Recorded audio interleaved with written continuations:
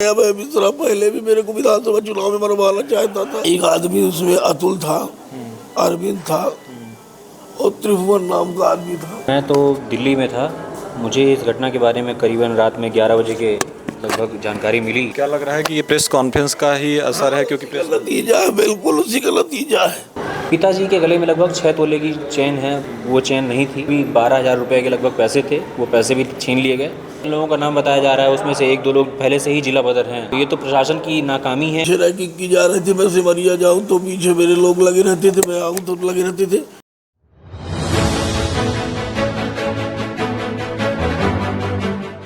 आप देख रहे हैं विंध्य सत्ता न्यूज नेटवर्क। शुक्रवार की देर रात एक हमला होता है जिसमें भगीरथ शुक्ला जी को गंभीर चोटें आती हैं। इस पूरे घटनाक्रम को फिलहाल राजनीतिक मोड़ भी दिया जा रहा है, लेकिन ये बेहद जानना ज़रूरी है कि घटना क्यों हुई और घटना कैसे हुई, घटना के पीछे कौन से लोग थे। इस समय बहुत ही तकलीफ़ में हैं भगीरथ शुक्ला जी, लेकिन हम उनसे थोड़ा सा बयान लेने की कोशिश करेंगे कि कैसे घटना हुई। आपके साथ प्रेस कॉन्फ्रेंस हुआ, उसके बाद इस तरह की घटना हुई जिसमें आप हताहत हुए हैं पूरी तरह से। एक हफ्ता पहले प्रेस कॉन्फ्रेंस हुई थी। जी। उसका प्रेस कॉन्फ्रेंस को लेकर के वह मिश्रा और उनके आदमी राजू पाड़े व भवरी, ये पूरी साजिश में हमारे पीछे आदमी लगवाए, कहाँ जा रहा, क्या कर रहा है। कल रात देर ऐसा करके मौका पाके आदमी पुल के उल्टे छिपे रहे और हमारे ऊपर 20 आदमी हमला कर दिए, जिनमें से हम 3-4 आदमी को पहचाने हैं। कौन कौन से वो लोग थे? एक आदमी उसमें अतुल था, अरविंद था और त्रिभुवन नाम का आदमी था। जिले में क्या लगता है आपको कि रैकी की जा रही थी आपकी? मेरे ऊपर रैकिंग की जा रही थी, रैकिंग की जा रही थी। कल भी रैकिंग की गई, 4 दिन से मेरे पीछे रैकिंग की जा रही थी। मैं सिमरिया जाऊं तो पीछे मेरे लोग लगे रहते थे, मैं आऊं तो लगे रहते थे। वो तो अपने जान के मार के अब फेंक दिए। ये सारी अभय मिश्रा की राजनीति है। अभय मिश्रा पहले भी मेरे को विधानसभा चुनाव में मरवाना चाहता था, बच गए। उसके साथ राजू बबाउरी सारा साजिश करना है। क्या लग रहा है कि ये प्रेस कॉन्फ्रेंस का ही असर है, क्योंकि प्रेस नतीजा है, बिल्कुल उसी का नतीजा है। हाँ, गाली में मार रहे तो कह भी रहे थे कि करिए कॉन्फ्रेंस अभय मिश्रा के खिलाफ। मार तो कहा रहे थे। तो इस जिस तरह से घटना, ये पूरी घटनाक्रम हुआ है, इसमें क्या लगता है कि आपको कि प्रेस कॉन्फ्रेंस में आपने जो भी चीज़ें कही वो गलत? जो हमने प्रेस कॉन्फ्रेंस में कहा था वो सत्य। अच्छा, आपके साथ आपने कुछ सामान भी लिया था, आपने शायद कुछ सोने चांदी भी पहने हुए थे, पता चला कि उसको भी ले गए। वो 5-6 तोला का चैन पहना था। मैं तो अक्सर जानता हूँ, सब लोग जानते, मैं पहन रहता हूँ। 2 अंगूठी थी और पैसा डाले थे वहाँ, जो हमको ऑफिस से मिला था रेलवे से, 12-13 हज़ार रुपये वो डाले थे चिल्लर। तो अभी प्रशासन से क्या मांग करना चाहेंगे फिलहाल? प्रशासन से उनके ऊपर कार्रवाई की जाए। ये घटना की ही नहीं, घटना के रची नहीं है। अरे अभय मिश्रा और राजू पाड़े। ये बात इतनी सत्य है कि अभी कुछ लोग कह रहे हैं कि अभय मिश्रा जी की वहाँ से वाहन भी निकला था कुछ देर में। बिल्कुल 1 मिनट के बाद हम देखे वाले हिम्मत नहीं देता हूँ दिखने। ठीक है, तो ये खातिर का करा ली जाए ना, जहाँ घटना स्थल है मोबाइल के सर्च करवा ली जाए, उनकी लोकेशन उनके राजू पाड़े की। हाँ। और किसी का नाम लेना चाहेंगे आप? आदमी रहे तो हम देखा जानी होते। कितने लोग थे लगभग घटना? लगभग 15-20 लोग रहे घटना स्थल में, लुके रहे, मुँह बांधे रहे। हाँ, अरे आप अकेले थे क्या? हमारे साथ रासू थे हमारे। अच्छा, पंडित जी बोलगढ़ के। तो आप बीच बचाव के लिए कुछ आपके पास?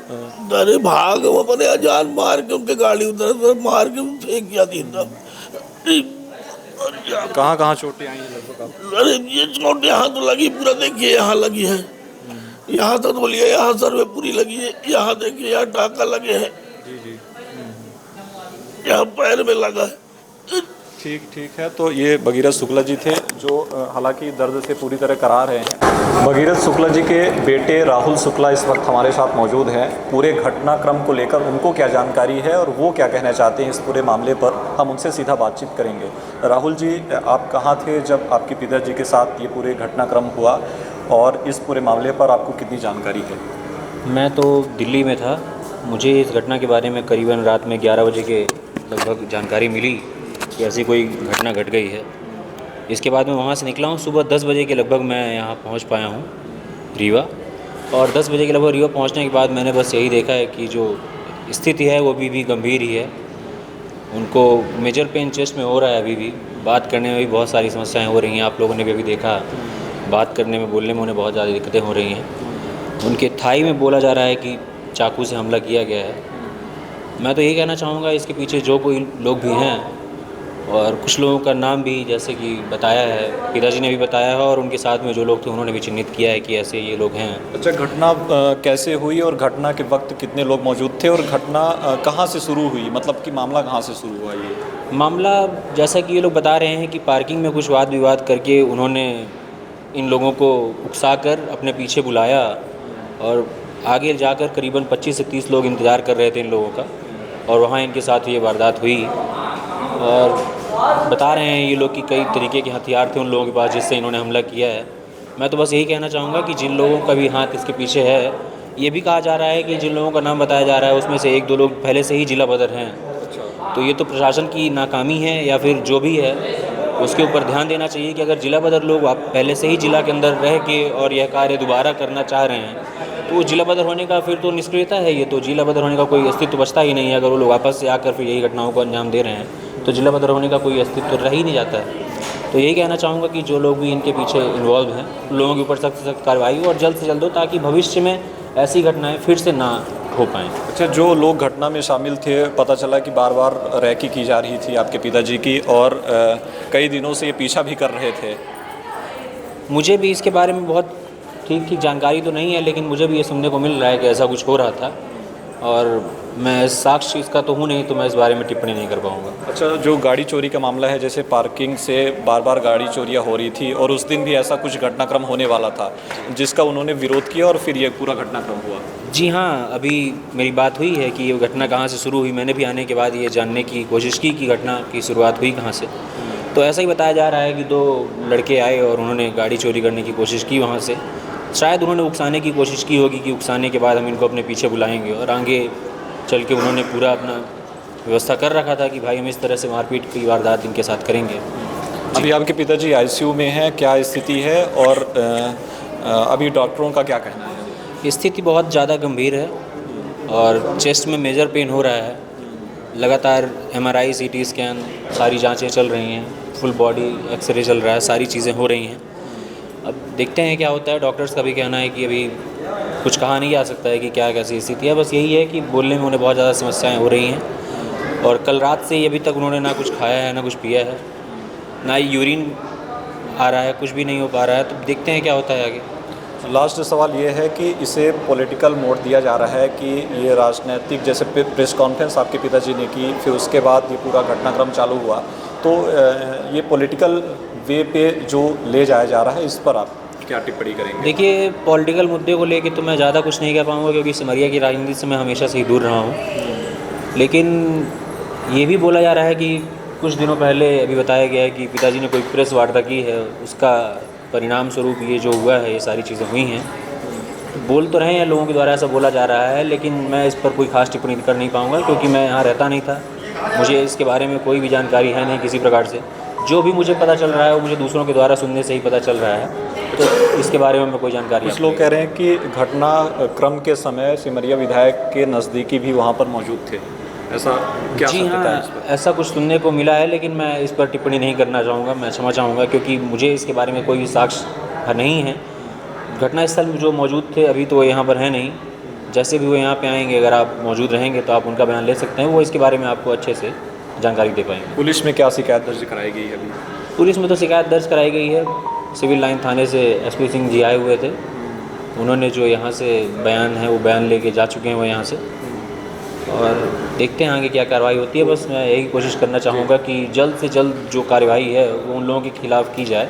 अच्छा, एक सवाल और कि जब घटना हुई तो आपके पिताजी के पास क्या क्या सामान था और फ़िलहाल क्या क्या बचा है, क्योंकि पैसे रुपयों की बात भी आई, सोने चांदी की बात आई। पिताजी के गले में लगभग 6 तोले की चेन है, पहनते हैं, वो सभी को पता है, पहनते ही थे।